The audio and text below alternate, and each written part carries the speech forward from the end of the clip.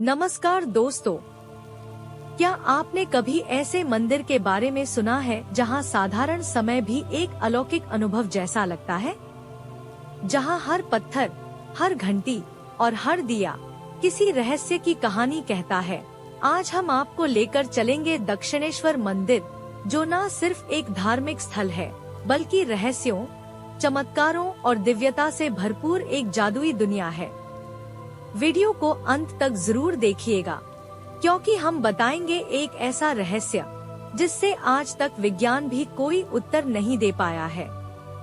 कोलकाता के उत्तर में हावड़ा ब्रिज से करीब 20 किलोमीटर की दूरी पर स्थित है एक दिव्य स्थल, दक्षिणेश्वर काली मंदिर। यह मंदिर हुगली नदी के किनारे स्थित है और इसकी छवि नदी के जल में प्रतिबिंबित होती है, मानो खुद माँ काली आशीर्वाद दे रही हो। इस मंदिर का निर्माण करवाया था रानी रश्मणी ने, एक ऐसी महिला जो उस दौर में न केवल एक धनी जमींदार थी बल्कि एक आध्यात्मिक चेतना की धनी भी। मंदिर का निर्माण वर्ष 1855 में हुआ था। मुख्य मंदिर की वास्तुकला बंगाल शैली की है। 9 गुंबदों वाला मंदिर जो मां भवतरिणी काली को समर्पित है। रानी रश्मणी को एक दिन एक सपना आता है। सपने में मां काली प्रकट होती है और कहती है, रश्मणी, मुझे किसी जंगल या निर्जन स्थान पर नहीं बल्कि उस जगह पर स्थापित करो जहां मेरे भक्त मुझे आसानी से देख सकें। रानी ने उसी क्षण निर्णय ले लिया। कोलकाता के पास हुगली नदी के किनारे एक विशाल मंदिर का निर्माण होगा। 4 साल तक निर्माण कार्य चला और 1855 में ये दिव्य मंदिर बनकर तैयार हुआ। अब बात करते हैं इस मंदिर के सबसे रहस्यमयी पहलू की, रामकृष्ण परमहंस की। रामकृष्ण जी इस मंदिर के पहले पुजारी नहीं थे, लेकिन उनके बड़े भाई रामकुमार यहाँ पहले पुजारी नियुक्त हुए। जब रामकुमार की मृत्यु हो गई, तो रामकृष्ण परमहंस को मुख्य पुजारी बना दिया गया।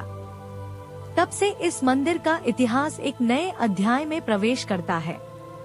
रामकृष्ण परमहंस ने यहाँ माँ काली के साक्षात दर्शन किए। वो घंटों माँ की मूर्ति के सामने समाधि में बैठ जाया करते थे। कई बार भक्तों ने देखा वे माँ से बात कर रहे हैं, कभी हंसते हैं, कभी रोते हैं, जैसे कोई अपने सबसे प्रिय से बात कर रहा हो।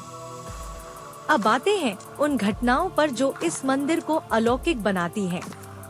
कई बार लोगों ने देखा कि जब रामकृष्ण समाधि में जाते तो उनके शरीर से एक अद्भुत प्रकाश निकलता था। यह प्रकाश इतना तेज होता कि पास खड़े लोगों को आंखें बंद करनी पड़ती थी। एक बार कई भक्तों ने अनुभव किया कि मंदिर के गर्भगृह से एक दिव्य सुगंध आ रही है, जो किसी भी फूल या धूप बत्ती से नहीं मिलती थी।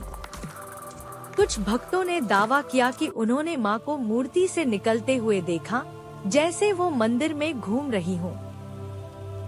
यह मंदिर केवल एक ऐतिहासिक धरोहर नहीं, बल्कि एक ऊर्जा केंद्र है। बहुत से साधक यहाँ साधना के लिए आते हैं, क्योंकि उनका मानना है कि यहाँ की धार्मिक तरंगे इतनी प्रबल हैं कि मन तुरंत स्थिर हो जाता है। एक समय ऐसा भी था जब विवेकानंद अपने गुरु रामकृष्ण परमहंस से मिलने यहीं आते थे। यहाँ आने के बाद विवेकानंद की सोच और जीवन पूरी तरह बदल गया। यह वही मंदिर है जहाँ उन्होंने पूछा था, गुरुदेव, क्या आपने भगवान को देखा है? और उत्तर मिला था, हाँ, उसी तरह जैसे मैं तुम्हें देख रहा हूँ। आज भी दक्षिणेश्वर मंदिर लाखों भक्तों के लिए आस्था का केंद्र है। त्योहारों में, विशेषकर काली पूजा और अमावस्या के दिन, यहाँ भीड़ उमड़ पड़ती है। लोग दूर दूर से आते हैं माँ भवतरिणी के दर्शन के लिए। मंदिर परिसर में 12 शिव मंदिर, राधा कृष्ण मंदिर और विशाल घाट भी है, जहाँ लोग स्नान करके पवित्रता प्राप्त करते हैं। माना जाता है कि इस घाट पर स्नान करने से पाप धुल जाते हैं और मन को शांति मिलती है। अब सवाल उठता है, क्या ये सब केवल श्रद्धा है या कोई अलौकिक शक्ति भी है? विज्ञान कहता है हर चीज का स्पष्टीकरण होता है, लेकिन दक्षिणेश्वर में जो महसूस होता है उसे कोई प्रयोगशाला नहीं माप सकती।